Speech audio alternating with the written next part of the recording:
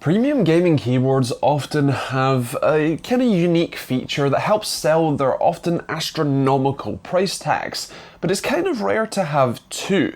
This is the Steelseries Apex Pro, and it has, much like the Wu-Tang 2, adjustable actuation point switches, and unlike the Wu-Tang 2, has an OLED screen built in to customize all of your settings on the fly.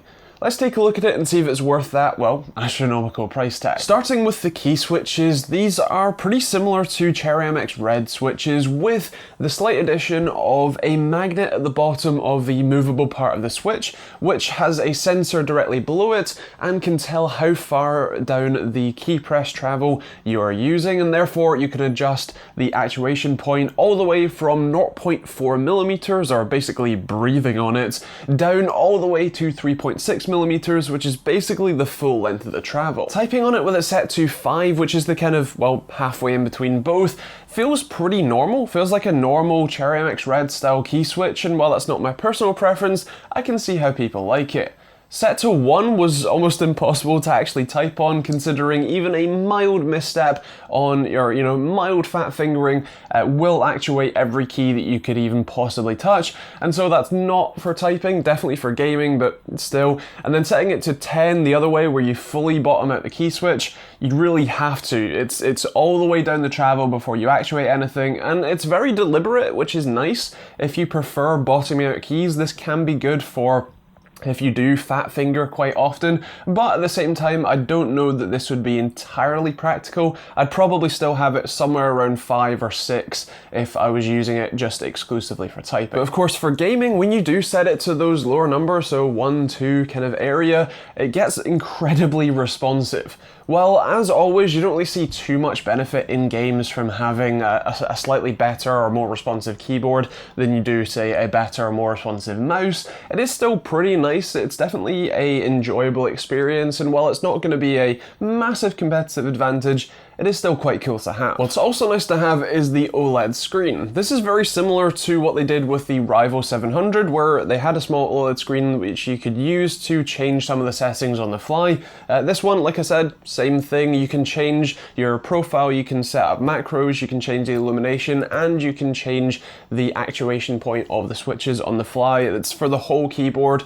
It is pretty quick to do. You just hold down the button next to the knurled scroll wheel, and then you can use the scroll wheel with a center click built in to navigate the menus, with the button below it being the sort of back button. Generally speaking, I wouldn't see myself using this all that much. While it is cool that you can change your key switch actuation point on the fly, I don't think I would actually use it all that much. Now, it can integrate with some games like CSGO and show you stuff like your average KD, what round you're on, how many team wins you have, but generally speaking, I don't look down at my keyboard basically ever when gaming, and so I don't know that I would notice that or really see much benefit myself, but I'd love to hear if you think you would in the comments down below. Otherwise, it's a pretty normal keyboard. You have a USB pass-through with some nicely labeled USB cables, so you know which one's for the keyboard and which one's the pass-through.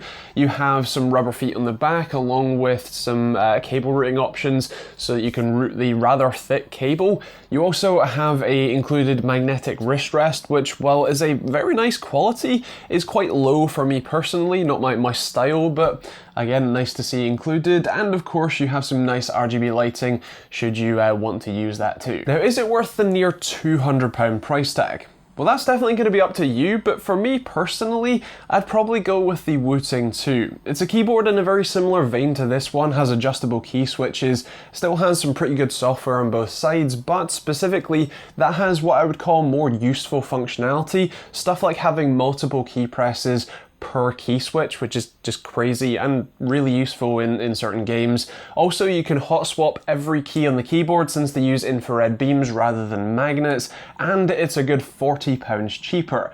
With that said, the Apex Pro is not a bad keyboard, and I wouldn't have too much trouble recommending it to you if you were already kind of interested in getting one and weren't interested in the Wu-Tang, but definitely take a look at both of them and see which one you prefer. Now, with all of that said, those are my thoughts. I would love to hear yours in the comments down below. What do you think of the Apex Pro? Is it something you'd be interested in picking up? Do you care for the adjustable actuation points? And let me know in the poll up above which you would get, either the Wu-Tang 2 or this Apex Pro. grow. And if you want to see more videos like this one every Monday, Wednesday and Friday, do take a look at that subscribe button with a bell notification icon.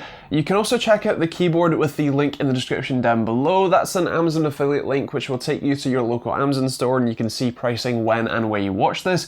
And of course you can check out the rest of the links in the description as well if you want to support the channel and keep me making these videos. There's stuff like Amazon and Overclockers UK affiliate links which don't cost you anything to use but massively help me out when you do use them, or there's merch for hoodies or t-shirts like this one, or a load of other designs too. And there's also a Patreon if you want to get cool rewards and support me directly as well, or stuff like private instant access, which is a great and cheap VPN, or Humble Bundle for cheap games to support charities too, and even stuff like Streamlabs OBS. You can also check out more videos over there if you want to keep watching. I'll try and leave the Wu-Tang 2 review over there as well if you want to check that one out too, and otherwise that is pretty much it. If you've got any questions, leave those in the comments down below, and we'll see you all in the next video.